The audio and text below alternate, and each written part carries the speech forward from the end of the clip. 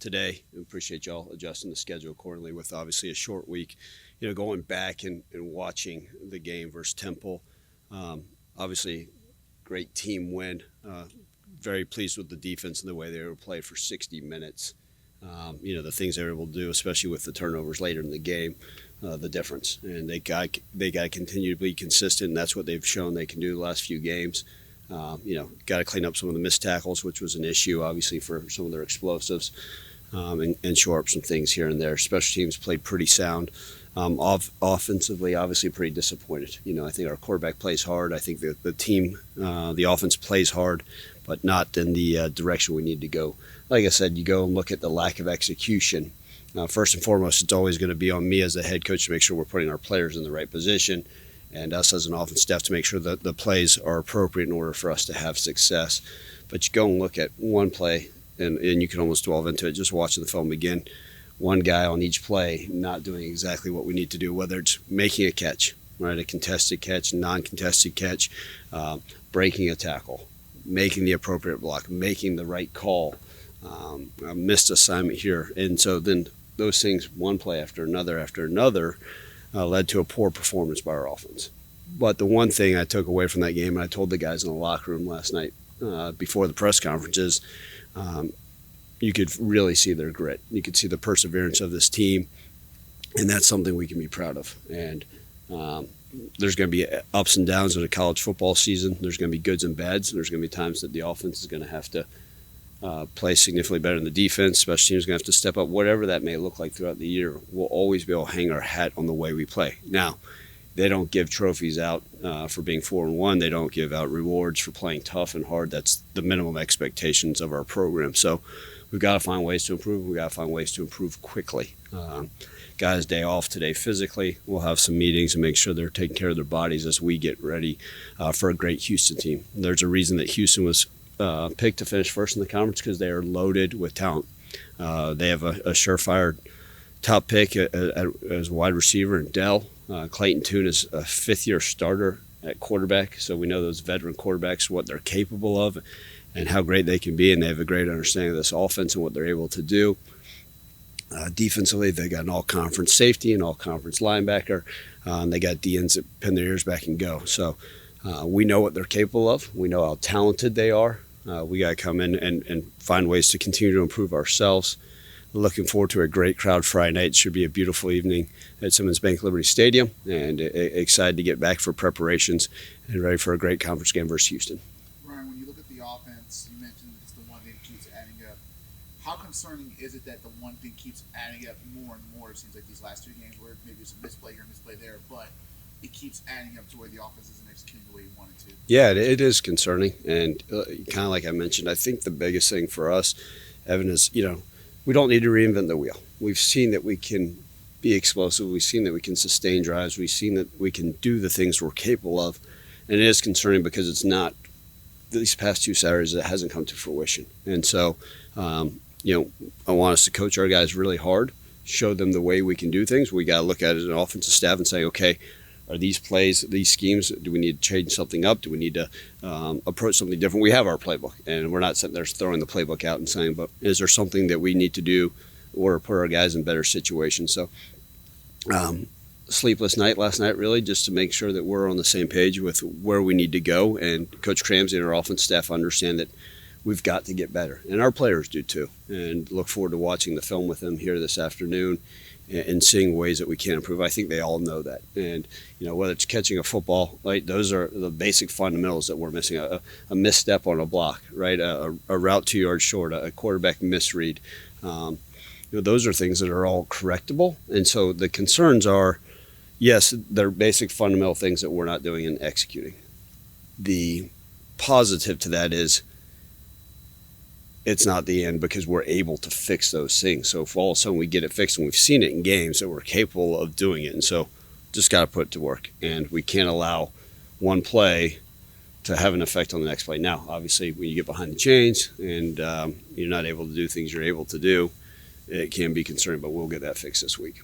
Does it make it any more difficult or less difficult, the fact that it's not necessarily the same trend over and over? Like, one play, it's dismiss that or whatever, does that change how you approach trying to fix it? No, because it's offense as a whole, and it's every position room knows that there's things that can be fixed. Yeah, it's always easy if you just pinpoint and say, "Man, it's the head coach." I've got to do a better job putting our guy the play calling, right? That's easy, right? Or if it's, hey, it's just position Z that's got to get fixed, and here maybe it's a personnel change, or maybe we can get this fixed with some missed assignments. So yeah, that is a little bit like, hey, why are we in each room? Why are there certain issues that are occurring? And the one thing is, like I said, the fundamental things of those things are correctable. And so our guys, it would be one thing if our players didn't understand, like, oh, no, we're fine. Like, you just got to call better plays. And they know what we need to do. And so that's why I'm not sitting here saying it's the end of the world for our offense. Like, we're going to get better. We're going to get it right. We've got a short week to get it fixed, but we will. Hey, Brian, it's a small window between a good team and a great team. You're doing the little things to get it done, but to be a special team, how much emphasis are you putting on that? You can be good, go to a bowl, blah, blah, blah, but if you want to be great, you get to the next level to improve those little things. Absolutely. And I think, Terry, that's exactly right. We're doing enough to win games, but it doesn't mean that we're even close to where we need to be.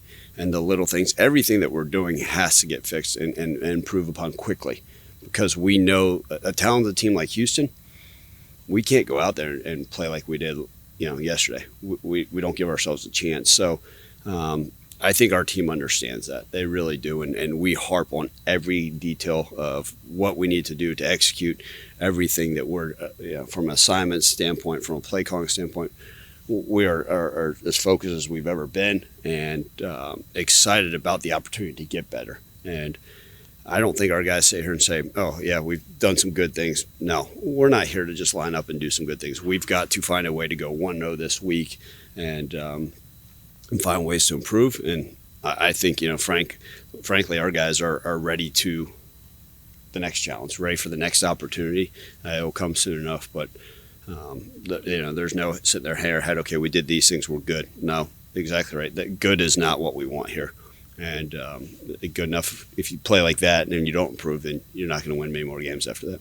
How much do you look at, and obviously you don't want to blame injuries, but do you see any differences without Gamble and Myers in there, where this offense maybe just isn't as fluid as it's been the last 6 quarters or so they haven't played? Yeah, look, Myers and Gamble are great football players. They're guys that have played some good football for the University of Memphis, and we know that they're capable. It's our job to get those other guys to play at a high level. And,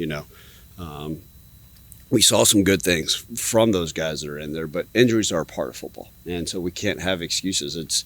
It's our job to get a Mac Pounders or a Braxton Alford ready to play at a high level.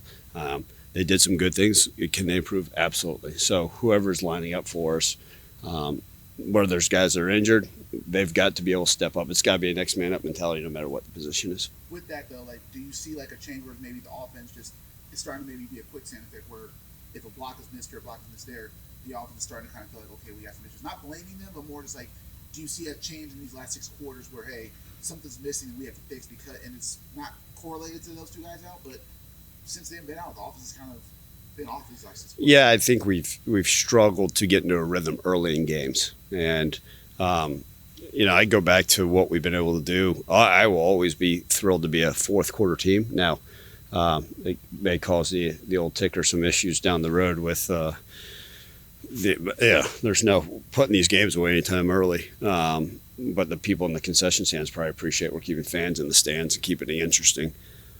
The reality of it is, Evan, you go back and you say, okay, what are we doing? What is it? And, we're able to finish games the right way. And, you look and say, okay, the end of a lot of our games, right?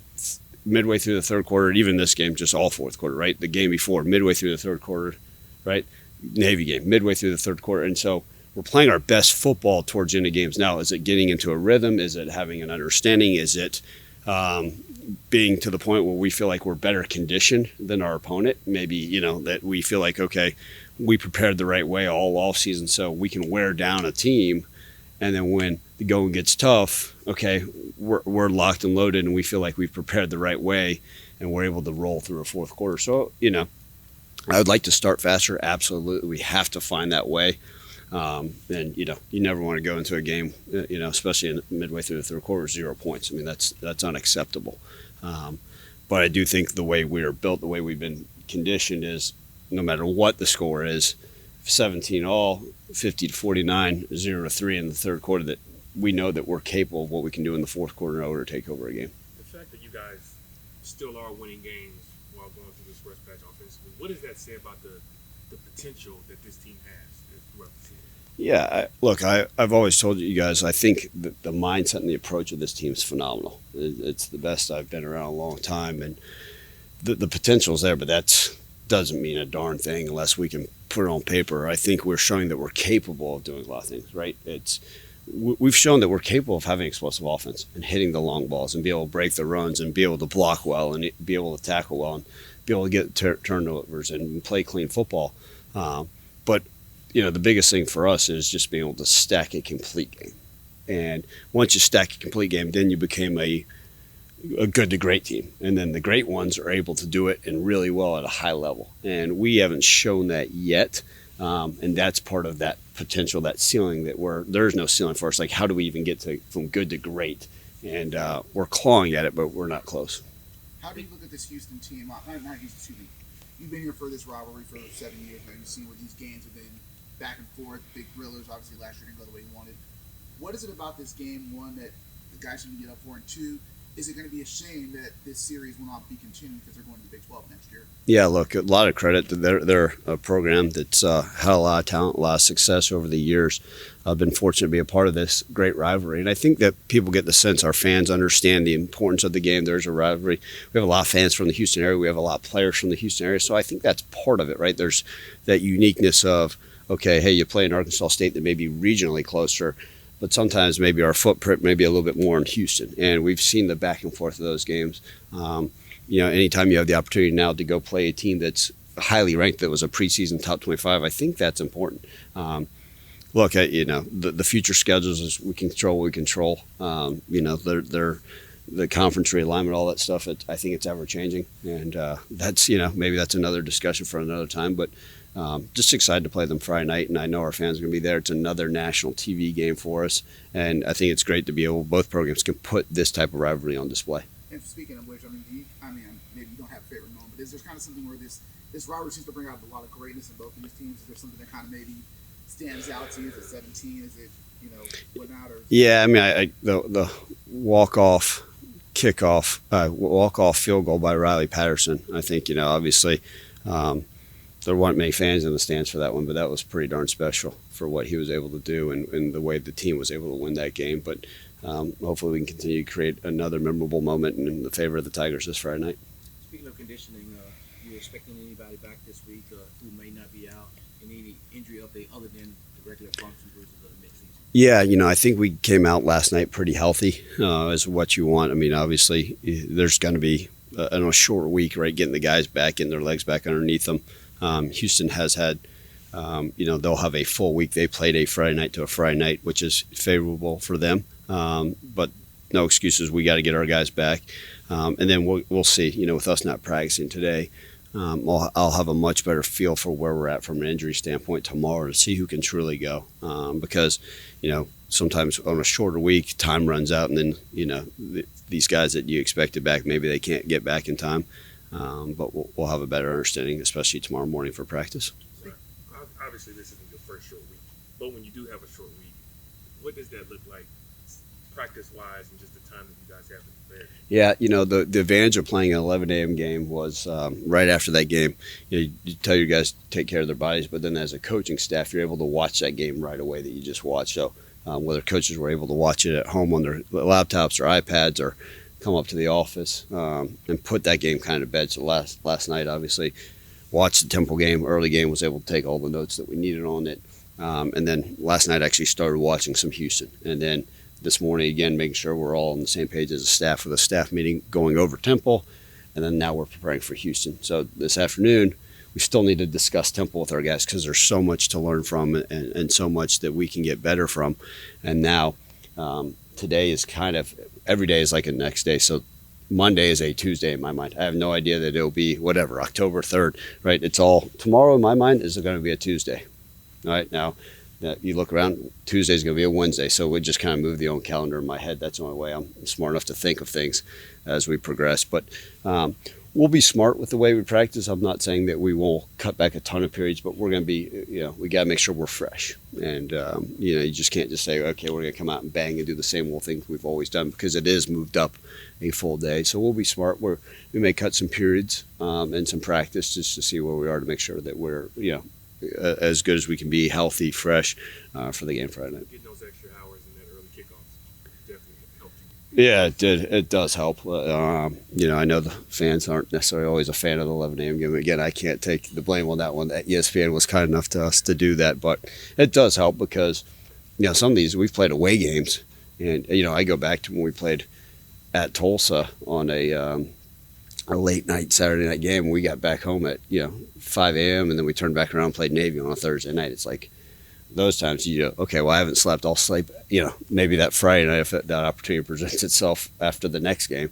But I think this schedule will set up fine, so we should be okay in clicking on all cylinders. As you approach your midterms, how will you grade your 3 units, man? It's mid-season report, midterm report. How will you grade special teams, defense, and offense? I haven't even thought about it being midterm. We still got a lot of football left to play. But, special teams, I think we're seeing the improvements made week to week. Still a ton to clean up. And, there's been some shuffling of personnel like there always is in special teams as the season goes on. I challenged, like I told you, our kickoff unit to improve. Obviously, the punt team continues to do some really nice things. Our kickoff return units seem to do better, but just not enough. We got to be able to get the explosive play. Too many missed blocks on that stuff. And then our punt return, I think there's opportunities there for Eddie and some of our guys to be able to do some stuff, continue to put pressure on the punter. So, special teams, we've got a lot to improve. You're not going to get letter grades from me out here because that'll be a whole nother article. Defensively, we've seen some really good stuff the past 2 weeks. And I think the ability to get takeaways is going to be key for us the rest of the year. It doesn't matter what we do on offense. If our defense can get takeaways and the offense is playing great, if the offense is playing subpar and the defense getting takeaways, you have a chance in every single game. So I think also the conformality of getting used to Coach Barnes' defense and the scheme and the variety of different things. And I know you guys are seeing like, wait, I thought they were 4 down. Wait, now they're 3 down. Now they're playing cover 3. Now they're playing cover 2. And so I think being able to mix up some of the schemes, allowing our guys to play a little bit quicker, and then sometimes that allows you to get those turnovers. And then offensively, the one of the things going in, you guys asked this summer, what's a big thing that we wanted to work on, and it was ball security, owning the football. Obviously, it's back to a few weeks, that at the end of the game, and I take full blame.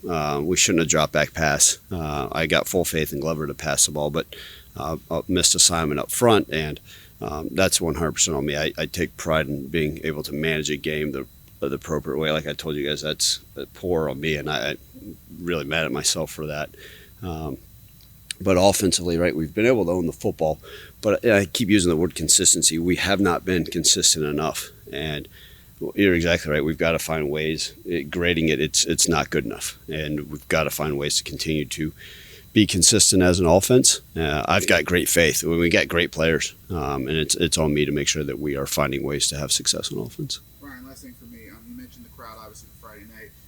Are you just when you guys run out to the field, what are you seeing when you guys come out? Are you noticing what the crowd looks like, and are you expecting a big crowd on Friday? Yeah, I mean, look, it's one of those things you don't ever want to take for granted, the ability to be the opportunity to be a head football coach. So when it's an honor for me every time I get to run out of the tunnel with our team and with our guys. So I always look up at the crowd, and the size doesn't matter to me. I just see that, man, these people have paid to come, and the opportunity to play in front of our great fans. So whether it's 25,000 fans or 45,000 fans, the people in the stands are the ones that have made a commitment and a sacrifice on a Saturday, paid money to come watch our guys play. So I'm grateful for those fans. So every time I look up there, whether every seat's filled or not, it's a lot of pride, and I'm grateful for that opportunity, and so is our team. And I do expect a huge crowd Friday night. I think our fans are going to show up. I think the weather's going to be perfect. I think that they're going to be excited about this, the direction of their team. I think they're quite proud of the way things are going. It may not be, what they always said, hey, this is what Memphis football is used to, but that's great. I mean, winning games helps. But I expect to see a huge crowd Friday night. I know our fans will show up. Does it worry at all what the size is, does it worry at all what the size looks like in some of these games, or not really? Because you said it's just who's there. Yeah, I mean, you know, my job is to win football games and graduate student athletes. If we can win, that's all I can control. But I know our fans show up, and those that can make it do. And to sit there and look at attendance numbers here or there, no. But our fans have been fantastic, and the ones that do show up have been loud. They've been proud, and our players since then they feel that. Hey Ryan, I know at the beginning of the season, you guys were picking the middle of the pack. Now you're at the top of the pack, and you play in Houston. You got a chance to push them behind you, and get further to your goal. What's the importance? I know this is the biggest game of the week because it's the only game of the week. Because how important is it to try to eliminate and to make it make a closer step to the conference championship? Yeah, it's I haven't looked at the standings. It doesn't, it's 1 week at a time. It truly is, and like I even used the term yesterday with Coach Speak. There's no got our blinders on, and all we can truly do is focus on this Houston game. You're exactly right. It's the most important game of the season. It's the next one, and yes, it's a conference game. It's a huge rivalry, so it's very important. But this is the next step in the right direction to what we need to accomplish. I can't worry about what other teams are doing. Really, what's happened. You look at Houston's last games. I mean, a couple of their losses, they lost to an undefeated Kansas team, and a couple of their other losses are to some really good teams in overtime. So this is a very, very talented team that's done some really good things, and we know that we're going to get their best effort. So we've got enough effort and mindset and approach just to focus on this game.